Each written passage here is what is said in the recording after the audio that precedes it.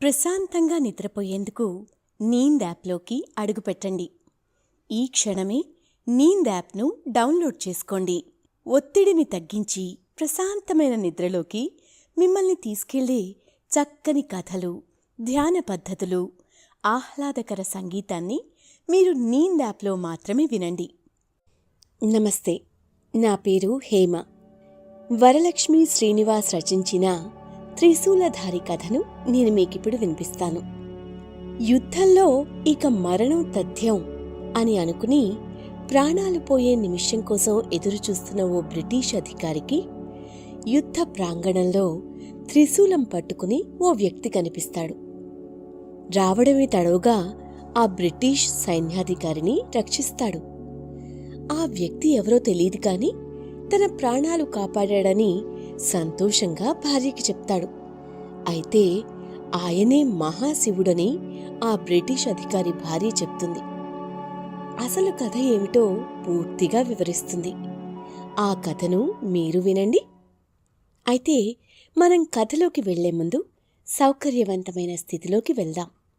మీకిష్టమైన రీతిలో పడుకుని అన్ని లైట్లను ఆఫ్ చేసి మీ కళ్ళు మూసుకోండి.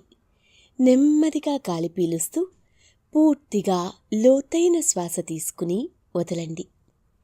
ఈ ప్రపంచాన్ని, ఇవాల్టి జ్ఞాపకాలను మెల్లగా పక్కకు నెట్టి నిద్రలోకి క్రమంగా జారుకునే సమయం ఇది.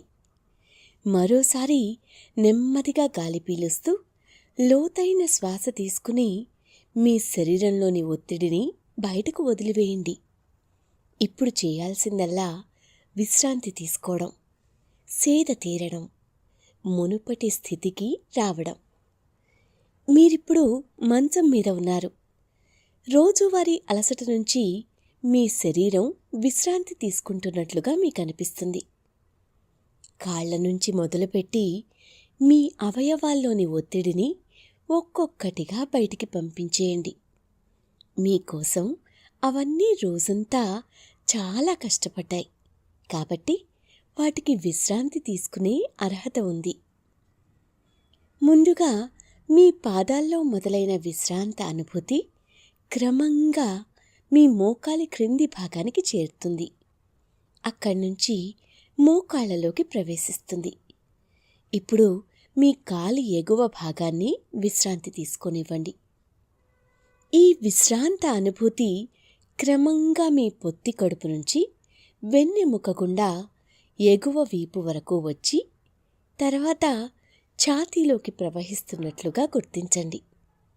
అక్కడ్నుంచి మీ భుజాల్లోకి, తర్వాత చేతుల్లోకి, చివరగా వేలి కొనల వరకు వెళ్తున్నట్టుగా అనుభూతి చెందండి.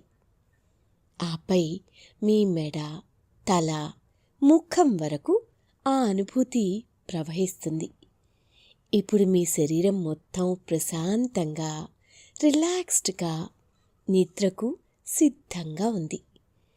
త్వరలో మీరు చక్కని నిద్రలోకి జారుకుంటారు. డ్రీమ్ల్యాండ్లో ప్రశాంతంగా ప్రయాణిస్తారు. ఈ ప్రయాణం ఉదయం వరకు కొనసాగుతూ ఉంటుంది. కాబట్టి మీరు కథను వింటున్నప్పుడు మీ శ్వాసను కూడా అనుసరించండి. అద్భుతమైన నిద్రానుభవం కోసం మీ శరీరం మొత్తానికి విశ్రాంతినిస్తూ స్థిరంగా ఉండండి. తన భక్తుల కోసం భగవంతుడు ఎక్కడికైనా వస్తాడు, ఏ రూపంలో అయినా వస్తాడు.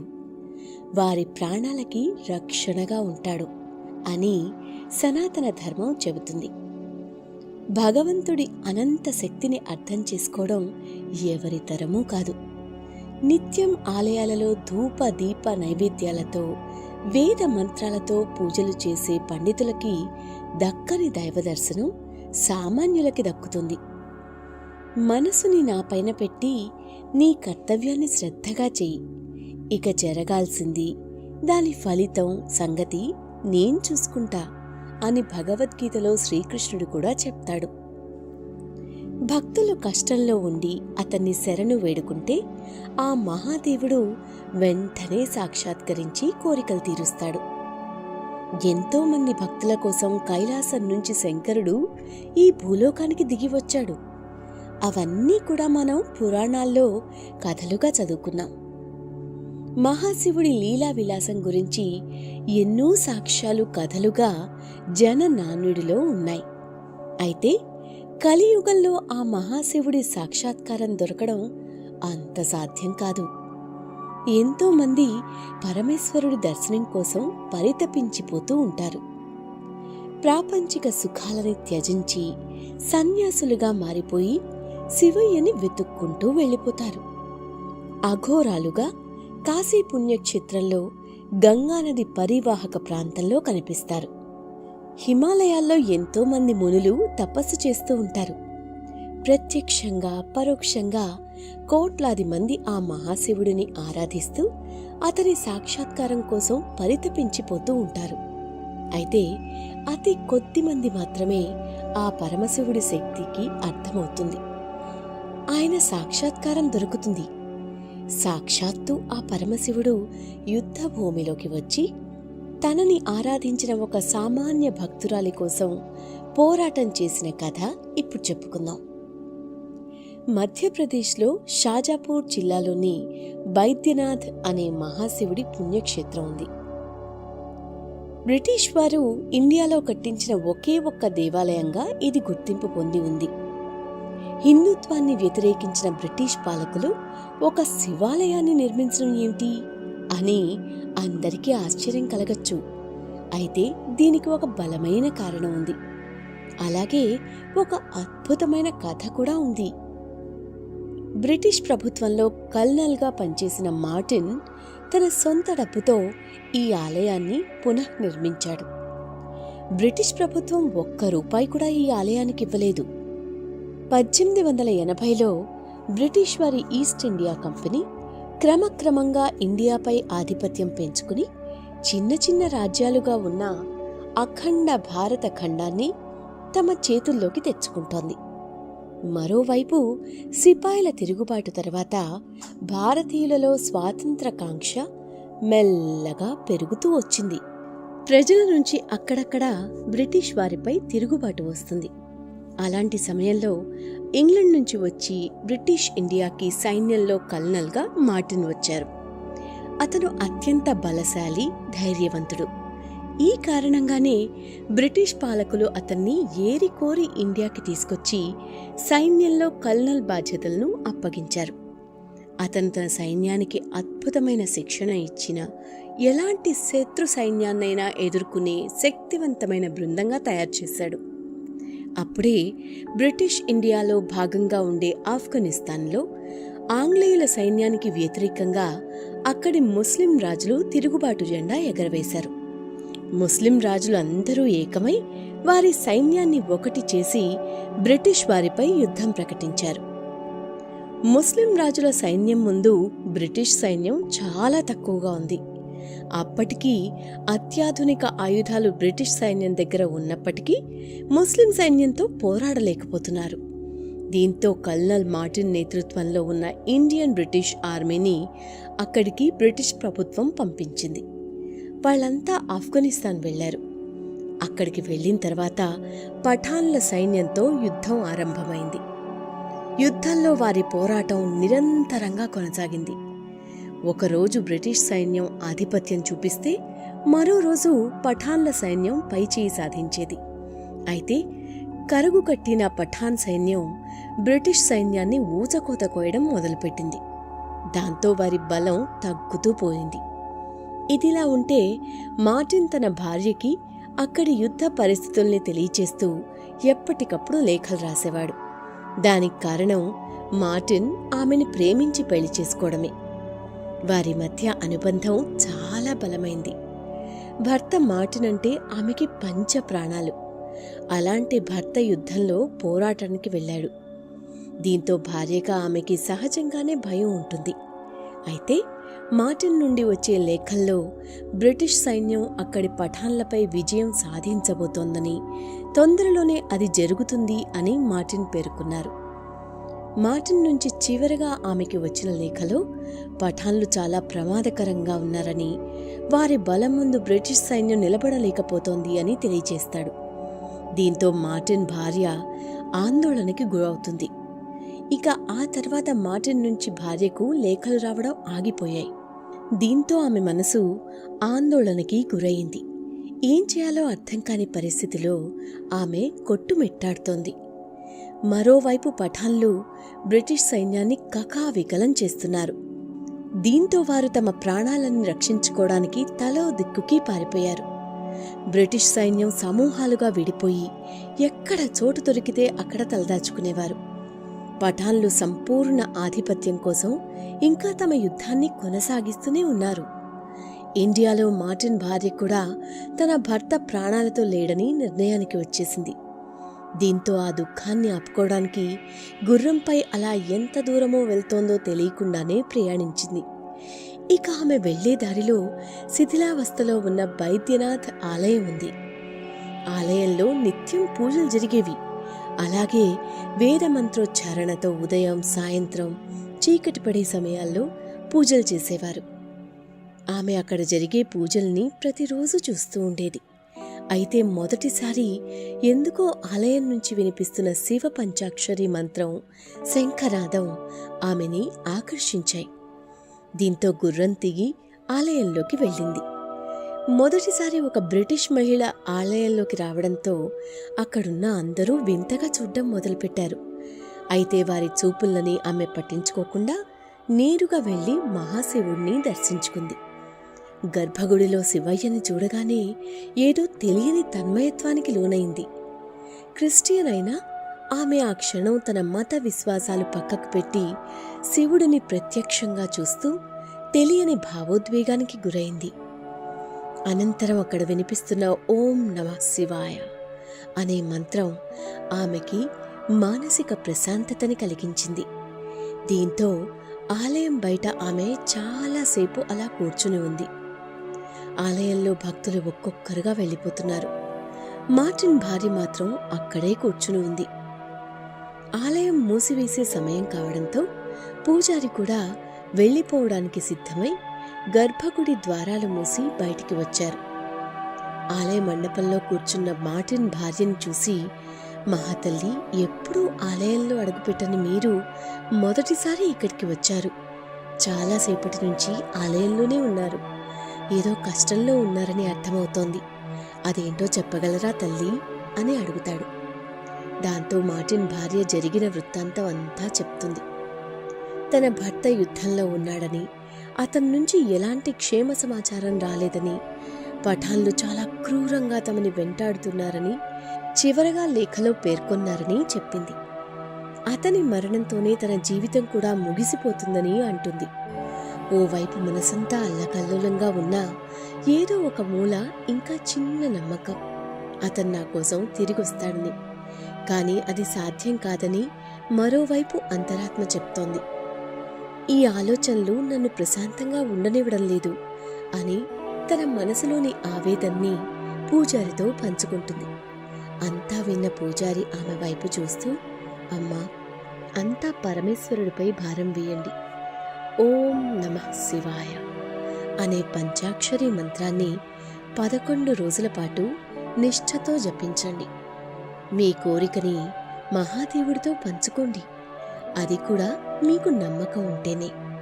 ఎందుకంటే ఇక్కడి శివయ్య సాక్షాత్తు ఆ రావణుడికి వరాన్ని ఇచ్చినవాడు.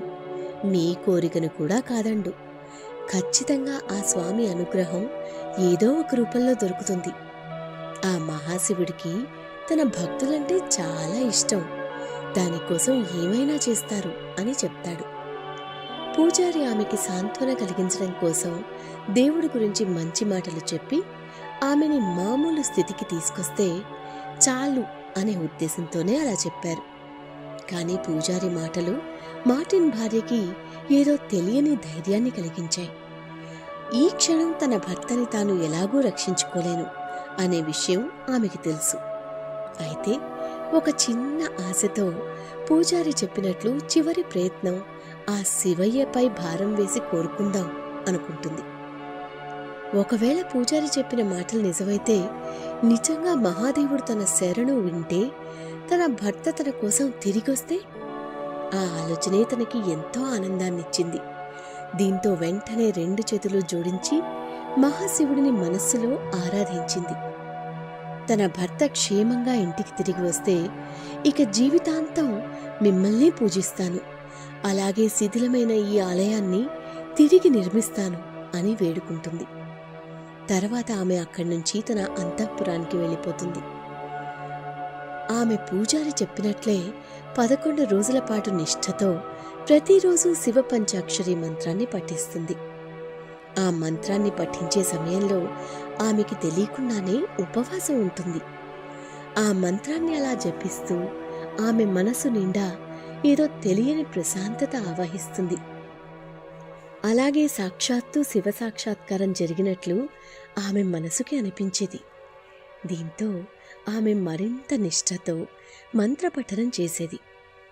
ఆమె మంత్రం పఠనం చేసిన సమయంలో 11వ రోజు మహాశివరాత్రి పర్వదినం వచ్చింది.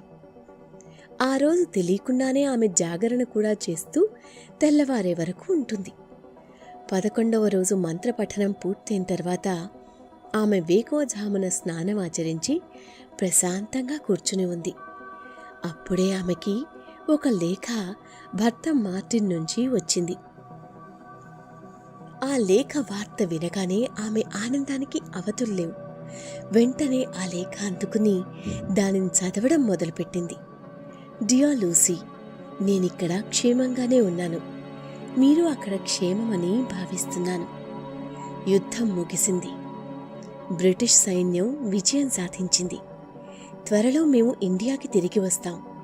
అయితే బ్రిటిష్ సైన్యం విజయం సాధించింది అని చెప్పడం కంటే సాధించేలా ఒక భారతీయ సన్యాసి చేశాడని ఒప్పుకోక తప్పదు అనే మాట దగ్గర తను చదవడం తాత్కాలికంగా ఆపేసింది. ఆమె ఆశ్చర్యానికి గురవుతుంది. మళ్ళీ చదవడం కొనసాగిస్తుంది. అవును, నేను చెప్పేది వాస్తవం. ఇండియాలో చాలామంది సన్యాసులు ఆ గంగా తీరంలో బట్టలు లేకుండా ఒంటి నిండా విభూతి రాసుకుని ఉంటే చూసి అపహాస్యం చేసేవాడిని. అది ఎంత తప్పో నాకిప్పుడు అర్థమైంది. వాళ్లలో ఏదో శక్తి దాగి ఉంది. వాళ్ల గురించి కథలు కథలుగా విన్నాను. సూక్ష్మ శరీరాన్ని ధరించి ఎక్కడికి వెళ్లాలంటే అక్కడికి వారు వెళ్ళిపోగరని విన్నాను. ఇది ఇప్పుడు నిజమే అనిపిస్తోంది. అయితే నేను చూసిన వ్యక్తి అందరిలాంటి భారతీయ సన్యాసి అయితే కాదు. అతని రూపం, అతని ఆహార్యం, అతని దేహం అన్నీ కూడా చాలా వింతగా ఉన్నాయి. సుమారు 11 అడుగుల ఎత్తు ఉంటాడు. అంత ఎత్తైన మనుషుల్ని నేను ఎప్పుడూ ఇండియాలో చూడలేదు. అలాగే ఒంటి నిండా విభూతి పూసుకుని చేతిలో త్రిశూలంతో చర్మంగా పులి చర్మాన్ని కప్పుకుని వింతగొలిపే విధంగా ఉన్నారు. పఠాన్ల సైన్యం మమ్మల్ని చుట్టుముట్టింది. అదే సమయంలో హఠాత్తుగా త్రిశూలం చేత పట్టుకుని ఆ వ్యక్తి అక్కడికి వచ్చాడు.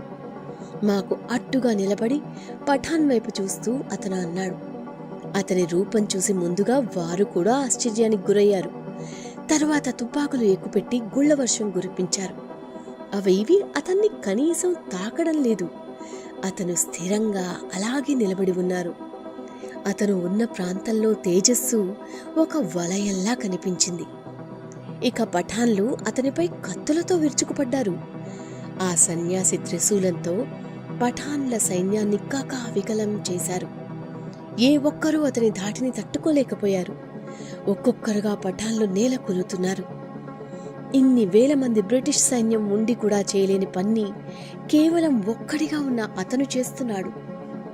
అతని పోరాటానికి పఠాన్ల సైన్యం అక్కడి నుంచి భయంతో పారిపోవడం కనిపించింది. అతన్ని చూడగానే ఒక భారతీయ సన్యాసిలో ఇంత శక్తి ఉందా అనిపించింది. అక్కడ మరో ఆసక్తికరమైన దృశ్యం కనిపించింది. పఠాన్ల సైన్యం అక్కడి నుంచి పారిపోయిన అనంతరం ఆ సన్యాసి అక్కడి నుంచి నడుచుకుంటూ కొండల వైపు వెళ్తున్నాడు. అతన్ని అనుసరిస్తూ వందలాది సర్పాలు కనిపించాయి. అయితే అవి అతన్ని అనుసరిస్తున్నట్లుగా ఉన్నాయే తప్ప అతని మీద దాడి చేయడానికి వచ్చినట్లు లేవు.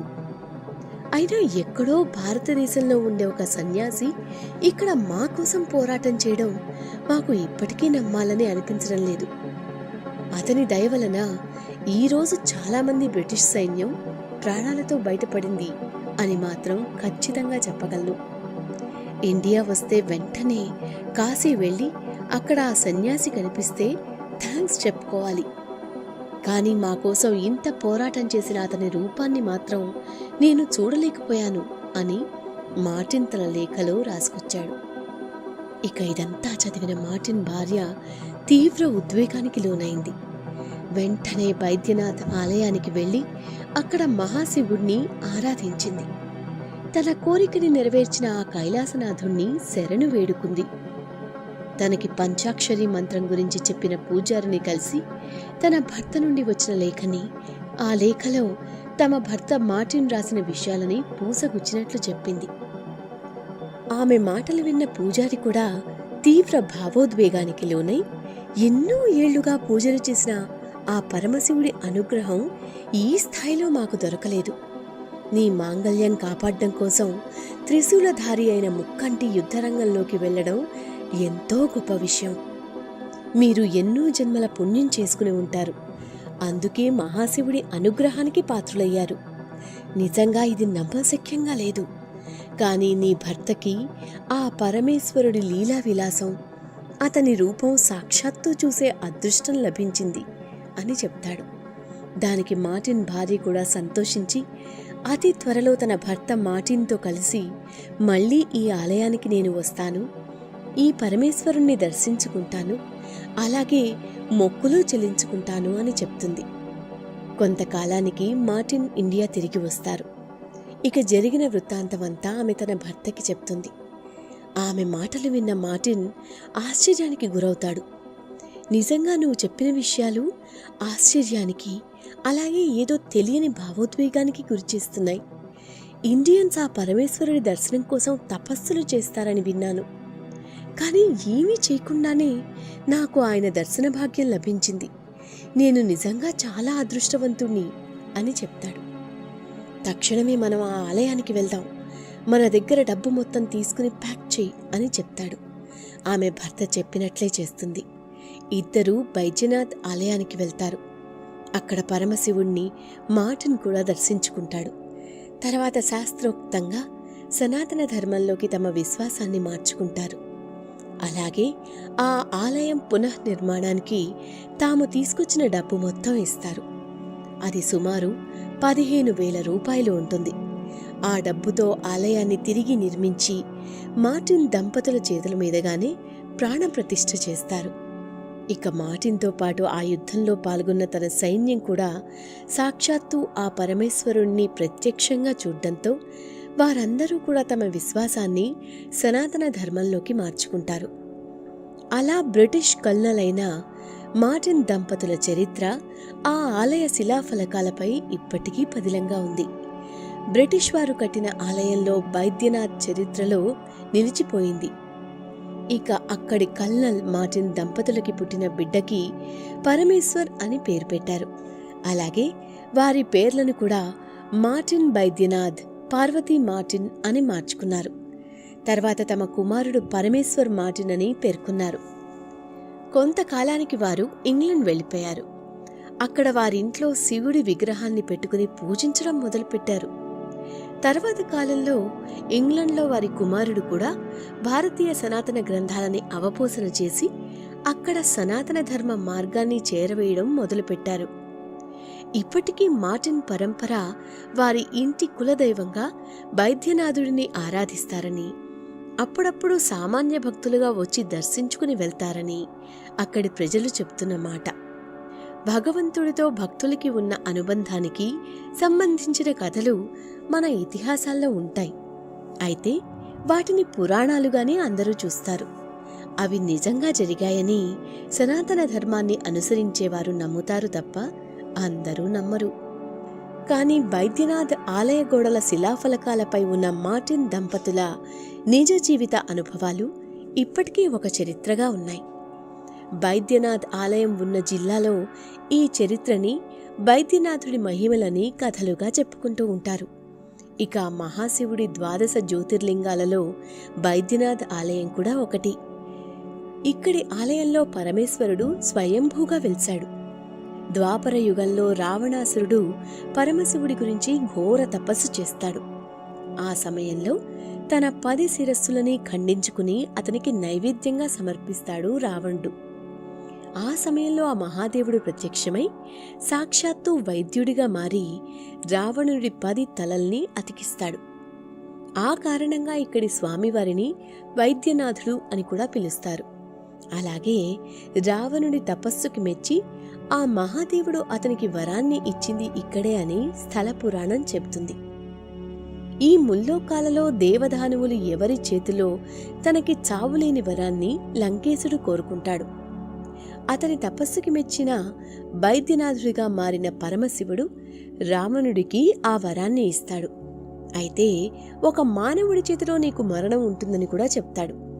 దానికి రావణుడు గర్వంతో బలహీనులైన మానవులు తన్ని ఏమీ చేయలేరని అనుకుంటూ అలాగే అంటాడు. ఆ ఒక్క అవకాశాన్ని ఉపయోగించుకుని శ్రీ మహావిష్ణువు రామావతారంలో ఒక మానవుడిగా అవతరించి రావణుణ్ణి సంహరిస్తాడు. అలా రావణ సంహారానికి, శ్రీరాముడి పుట్టుకకి బైద్యనాథ్ ఆలయంలోనే బీజం పడింది అని అక్కడి చరిత్ర చెప్తుంది. అలాగే బ్రిటిష్ వారి తరపున యుద్ధం చేసిన దేవుడిగా ఈ బైద్యనాథుడికి గుర్తింపు లభించింది. ఇక దక్ష ప్రజాపతి యజ్ఞం సమయంలో సతీదేవి తనని తాను ఆహుతి చేసుకున్న సందర్భంలో ఆమె గుండె ఈ ప్రదేశంలో పడింది. ఈ కారణంగా ఈ ఆలయం ఉన్న ప్రాంతాన్ని హర్తహిత అని పిలుస్తారు. ఇక్కడ సతీదేవి జయదుర్గగా కొలువై ఉంది. ఈ బైద్యనాథుడి లీలా విలాసం గురించి ఇక్కడ కథలుగా చెప్పుకుంటారు. పాశ్చాత్యులు కూడా ఇక్కడి మహాదేవుణ్ణి దర్శించుకుంటారు. కథ పూర్తయింది. ఇప్పుడు ప్రశాంతంగా సేద తీరండి.